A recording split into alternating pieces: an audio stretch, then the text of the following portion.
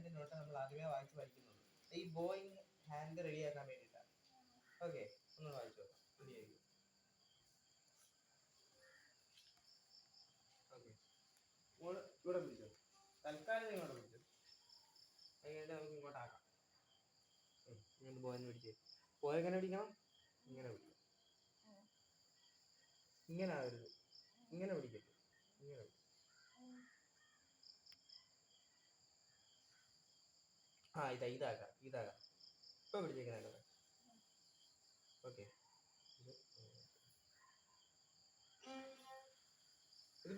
ഇതിപ്പോ നോക്കിയാൽ ഇത് ഇൻറ്റു മാർക്ക് പോലല്ലേ വായിക്കുന്നത്, നമ്മള് എക്സ് പോലല്ലേ പോകുന്നത്.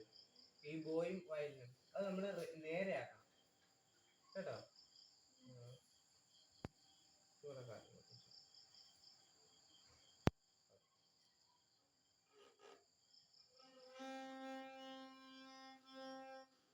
ഇപ്പൊ നമ്മള് സാ വായിച്ചു. ഇനി നമുക്ക് എന്താ വായിക്കണം? പാ വായിക്കണം. അത് നമ്മള് സായും പായും മാത്രമേ വായിക്കുന്നുള്ളൂ. ഓക്കെ, ഒന്നുകൂടെ വായിക്കും. മതി. പിന്നെന്തുവാ? പാ.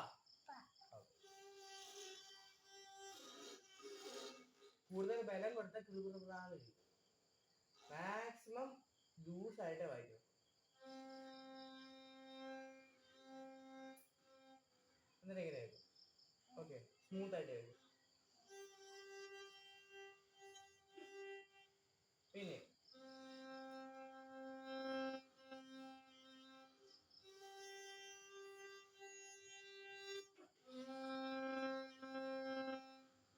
പതുക്കെ മതി, ഡിവിഷൻ വേണ്ട.